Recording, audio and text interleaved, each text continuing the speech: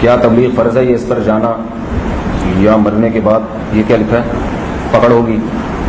دین کے مختلف شعبے ہیں، کون سا شعبہ کس پہ فرض ہے یہ کوئی قاعدہ کلیہ نہیں ہے کہ ہر ایک کے بارے میں کہا جائے کہ ہر ایک پر تبلیغ فرض ہے یا ہر ایک پر جہاد فرض ہے یا ہر ایک پر مدرسے میں پڑھنا فرض ہے۔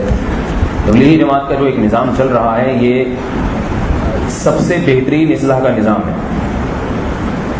حدیث میں آتا ہے رسول اللہ صلی اللہ علیہ وسلم نے فرمایا پچھلی امتوں میں، مجھے ڈر یہ لگ رہا ہے بات لمبی نہ ہو جائے اب، کیونکہ یہ سوال بڑا حساس ہے۔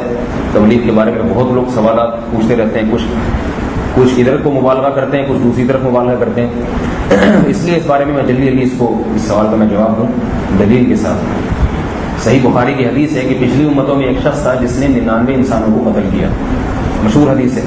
کسی راہب کے پاس گیا، میں نے 99 انسانوں کو قتل کیا، میرے لیے توبہ ہے۔ اس راہب نے کہا 99 ایک دو چار ہوتے تو کوئی بات نہیں، 99 کی نہیں ہو سکتی توبہ قبول۔ تو حدیث میں آتا ہے اس نے کہا جب توبہ قبول ہونی نہیں ہے تو سینچری پوری کر کے جاؤں میں، 99 کا تو کوئی حساب ہی نہیں بنتا، ٹھیک ہے، جانا تو جہنم نہیں ہے تو سینچری تو کرو۔ تو وہ شخص اٹھا، اس نے اس راہب کو بھی قتل کر دیا۔ پھر اس نے لوگوں سے پوچھا بھائی کوئی توبہ قبول ہو سکتی ہے؟ تو پھر لوگوں نے بتایا فضل علی رجل عالم۔ یہ حدیث بڑی شاندار ہے، اس میں بڑی حکمت کے نایاب ہوتی ہیں، بہت اسباب ہیں اس میں۔ میں بس کوشش کر رہا ہوں جلدی یہ اس کا جو موضوع سے متعلق پہلو ہے بس اس کو ہائی لائٹ کروں میں۔ تو وہ جو تھے نا کسی فضل علی رجل عالم، لوگوں نے پھر کسی عالم کا پتہ بتایا، تو فلاں مولوی صاحب نے اسے جا کے ان سے جب پوچھا تو اس عالم نے کہا میں یحول بینہ و بین التوبہ، تمہاری اور توبہ کے درمیان کون سی چیز حائل ہو سکتی ہے؟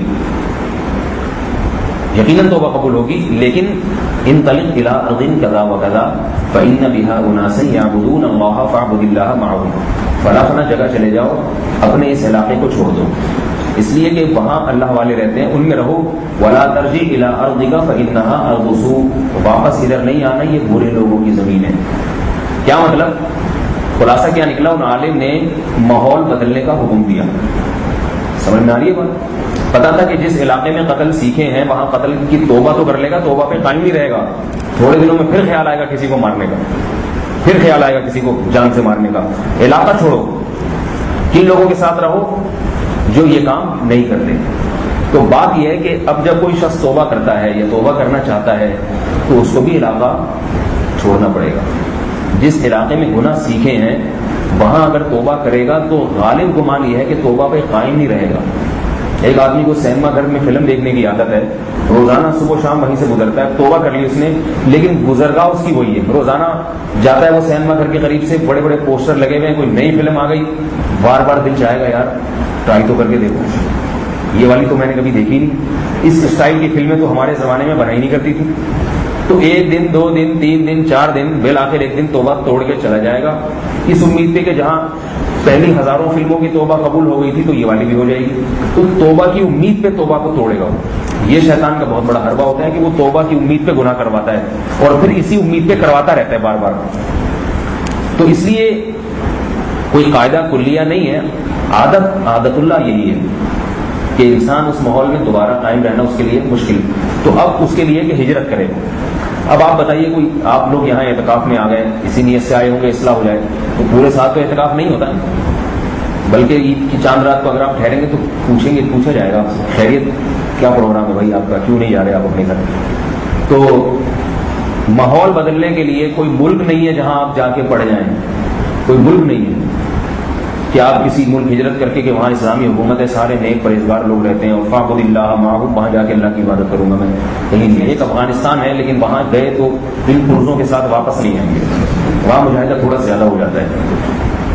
وہ تو توبہ کر کے کہتا تھا کہ یا اللہ میں یہ گناہ چھوڑ جائے، اللہ سب کچھ ہی چھڑوا دیں گے اس سے، وہ پھر بہت زیادہ توبہ کی سپرلیٹو ڈگری ہو جاتی ہے، تو اتنا افورڈ نہیں کر سکتے، جو کر سکتے ہیں وہ کریں گے۔